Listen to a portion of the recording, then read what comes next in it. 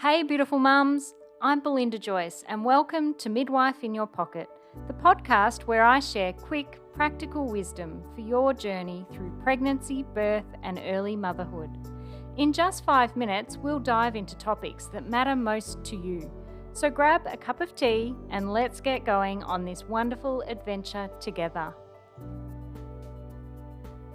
Today, in episode 2, we're delving into a topic that's near and dear to every parent's heart: newborn crying.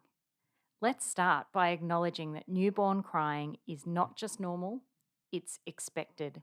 In fact, did you know that it's typical for healthy infants to cry a little more every day until they reach 2 or 3 hours by 6 to 8 weeks old? It's often in the evenings when parents are also tired and people don't know about it. Before I became a midwife, when I had my first baby, the best piece of parenting advice I got from a dear friend was that babies cry, and that just because my baby was crying didn't mean I was doing anything wrong, although it felt that way.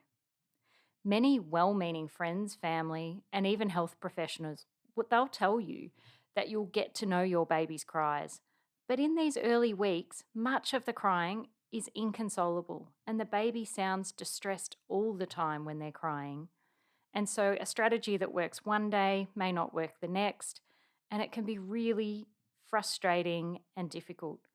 And if you're concerned, it is a good idea to get your doctor to check your baby head to toe to rule out any medical cause. Experts don't know why this crying happens. It appears to be a normal part of development, and in fact, it's seen as reassuring that your baby is normal and they're following this pattern.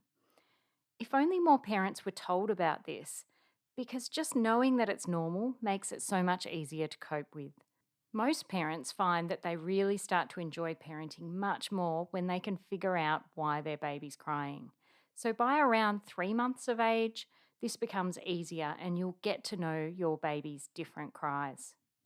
There are many different reasons why your baby might be crying. So it could be hunger, and you can offer another feed. They might just want to suck, and they might really enjoy a dummy or sucking on their own fingers. They might need comfort and closeness with a parent, and you can pick them up and cuddle them, patting, rocking, maybe doing some shushing noises. They might just be uncomfortable, too hot, too cold, need a change of position, or their clothing's tight somewhere. They might be tired or overtired. Trying to get them to sleep in any way possible with some rocking, some feeding, taking them for a walk in the pram.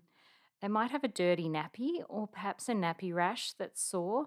So check their nappy area, give them another change, apply a little bit of nappy barrier cream.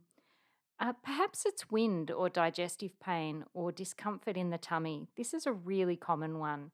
And you can try tummy massage, cycling their legs, cuddle them against you because your warm body acts as a heat pack to your baby's tummy.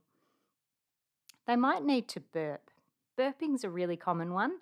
So just lifting them into an upright position over your shoulder or sitting them up on your lap and gently patting and rubbing their back. They might be overstimulated by visitors or a TV or loud noises, so reduce all the stimulation and put them in a quiet space. They might be teething, so you can try gently rubbing their gums, checking for any inflamed areas. Or maybe they're unwell. Check if they're too hot, or maybe they're feeling miserable. If they're sick, it's best to see your GP or an emergency department if you think it's really serious. You can't spoil a baby. You're teaching them that you'll be there when they need you. And if you're with someone else, ask them for help. Pass the baby back and forth between parents or with family or friends. And if you're on your own, remember the timeout strategy. If you get really frustrated and distressed yourself from your baby crying for long periods of time, pop them back into the cot where they'll be safe and take a few deep breaths. You might even step outside for a few minutes, make a cup of tea, anything just to calm yourself. This isn't being neglectful. It's about making sure that you're in the right frame of mind and that you can cope with your baby in a safe way. When you go back to your baby, they will probably still be crying, But you'll be much better at coping with that crying and trying some more strategies again at that time. And this is something I always talk to parents about because most parents will get to this point at some time with their baby. Now, most importantly, remember this time will pass. Your baby will grow up and mature and develop, and we know that just that alone reduces the crying. It's really important to ask for help and remember that the crying isn't your fault. You're not doing anything wrong as a new parent. To learn more about newborn crying and some of the strategies that you can use to get through this time, head to the show notes and there'll be a link there to a blog post that will give you some more ideas. Thank you for tuning in to Midwife in Your Pocket. If you enjoyed today's episode, don't forget to subscribe for more bite-sized wisdom and connect with me at belindajoyce.com or on Instagram and TikTok at Belinda_Joyce_midwife. Remember, you're not alone on this journey. And until next time, this is Belinda Joyce, your midwife in your pocket, signing off. You're doing an amazing job, Mama.